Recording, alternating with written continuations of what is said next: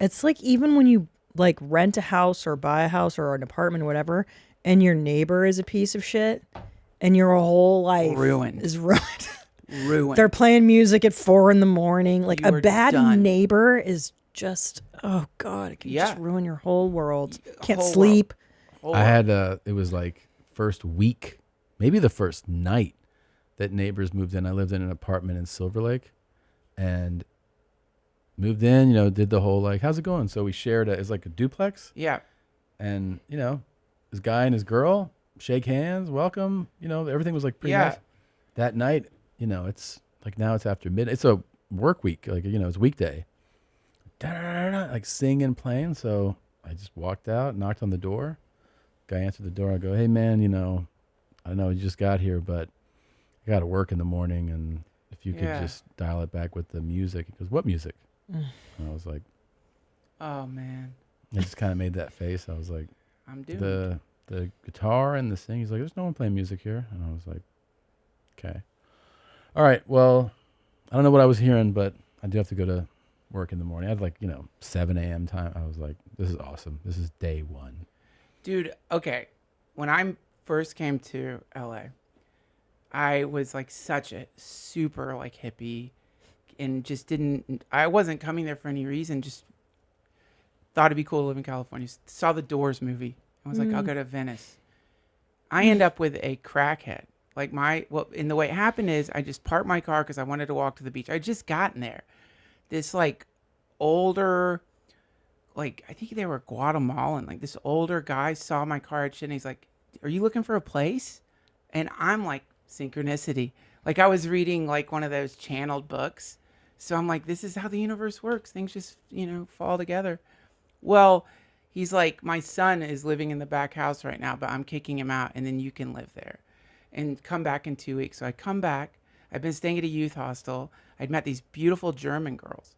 And I'm like, I'm moving into this place. If you guys don't want to stay at the hostel anymore, I'm like, God, I was in love with both of them. I walk in, he's on the floor in a blanket. And I'm like, hey, I thought this is my place. And he's like, yeah, okay, yeah. He like takes the blanket, goes to this other like shitty, like concrete, unfinished house where he's going to sleep. Anyway, he was a crackhead. Like he was like a legitimate, real crackhead.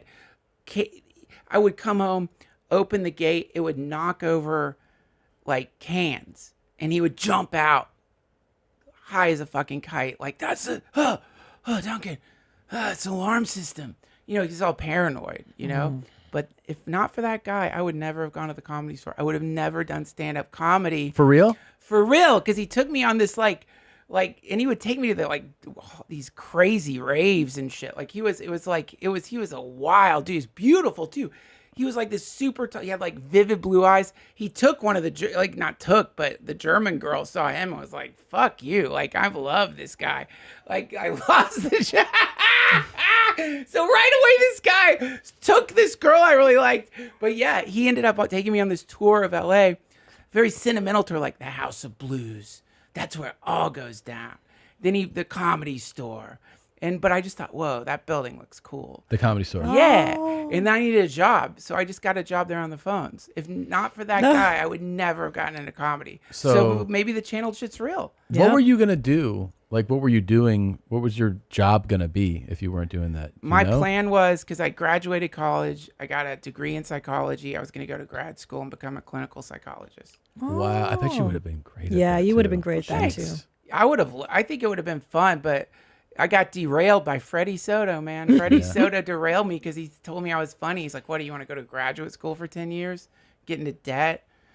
Or why not try comedy? Yeah. I think you could do it. It completely derailed me. That. Wow. And a cool German crackhead. No, just a crackhead got you on that path. A beautiful crackhead. Yeah. I mean, I'm not saying that. Like, Young guy? How old was this guy?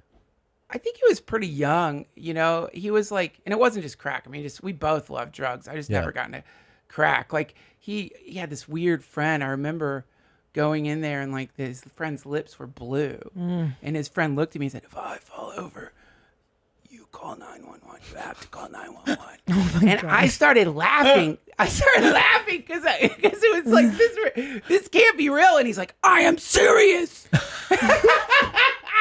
He survived. It's happened a bunch to him. He knows the fucking deal.